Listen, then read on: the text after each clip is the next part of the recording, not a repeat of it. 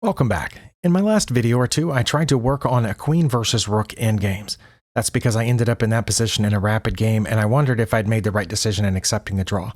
I came to the conclusion that I did make the right decision to take the draw, sacrificing my queen for the rook, so there was insufficient material. But we all know the queen is a more powerful piece than the rook, so you should be able to win. And that's why I spent so much time practicing it. And I'm sorry that those videos were so long without me coming to a definite conclusion or success. I did win once against Stockfish, but I drew or lost all the other times. But then I remembered, I have some endgame books. My biggest one and my most recent one that I got several months ago is Jeremy Silman's Complete Endgame Course, it says. So I happily opened this up and went through the table of contents, which is extensive. This is a pretty thick book.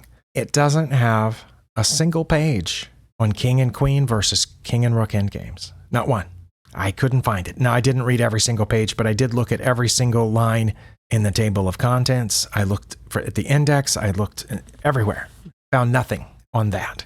I did find the queen versus rook and pawn endgames, where the rook is basically defending a pawn or using the pawn to help create a fortress around the king and that sort of thing. But it wasn't just a clean, pawnless endgame. Wasn't in there at all.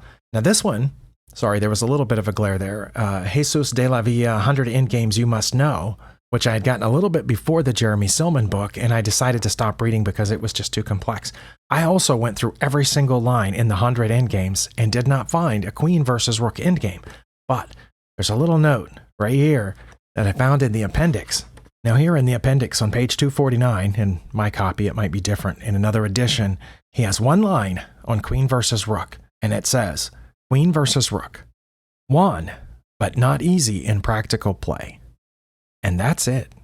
No discussion, no instruction, no tests, no quiz, no position shown on the board, just one line. So I have two whole books here, and neither one of them could have helped me with that. And these are two of the most recommended endgame books that I came across. Now, there are probably others, I'm sure.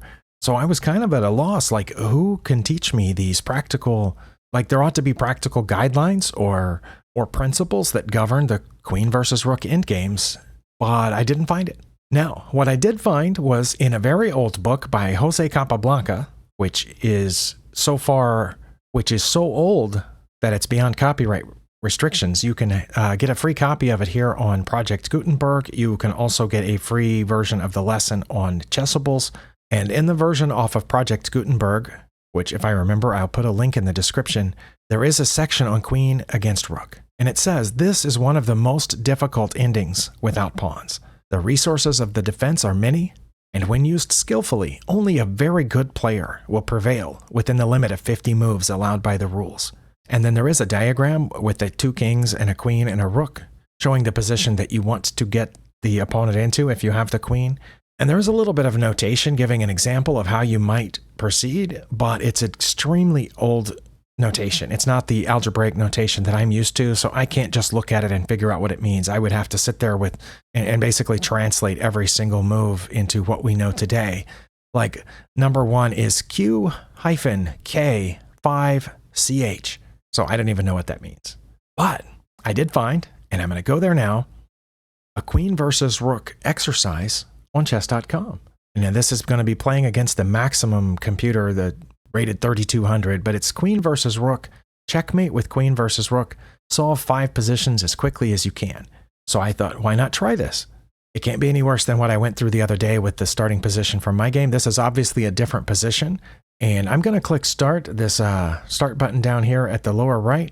But before I do, I just want to look at this. It looks like I'll need to check down there on E8, and then their king has to, well, it can't come up there. The king will have to come up.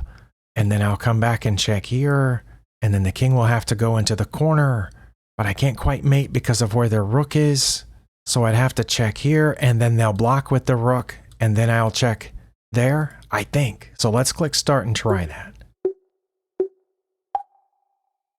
Okay, I'll check down there, and it went up here. That's what I thought it would do, right? So now I'll check here where it can't block.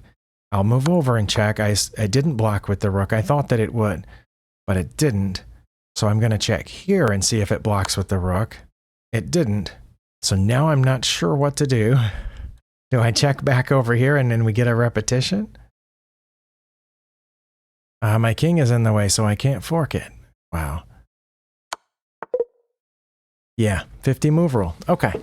Well, I just wanted to try it because I saw it, but I thought there was going to be some sort of actual help because I thought it was presented as a lesson, but it was not presented as a lesson. So it took me over 5 minutes and I didn't get it. Let's see if there is a lesson under lessons. Yes, I know what chess lessons are. That's why I went there. Wow, what a not very helpful pop-up. I'm just going to search here, queen versus rook. That's probably not going to bring up anything. Oh, Rook and Other Endgames by Jeremy Selman. Okay, well, let's click on that. It does not appear to be a lesson. It just appears to be a blog entry, maybe. Well, it is on the URL. It is under lessons. Rook versus pawn. Let's see, there are a bunch of lessons here. Okay, I scrolled through a very long list of lessons here listed by Jeremy Selman, and again, not one of them was about queen versus rook. So it looks like this is just something I'm just going to have to practice on my own. And again, as I mentioned in my last video, if any of you know any principles or guidelines that would help me win a queen versus rook endgame with no pawns, just king and queen and king and rook, and I have the queen. Stockfish tells me I can win, and if I follow what Stockfish says to move in the analysis board, I can win. We proved that in the last video, but apparently it's incredibly difficult. But now that I know that nobody has a lesson on it, I would sure like to learn it. So again, thank you for spending your time here.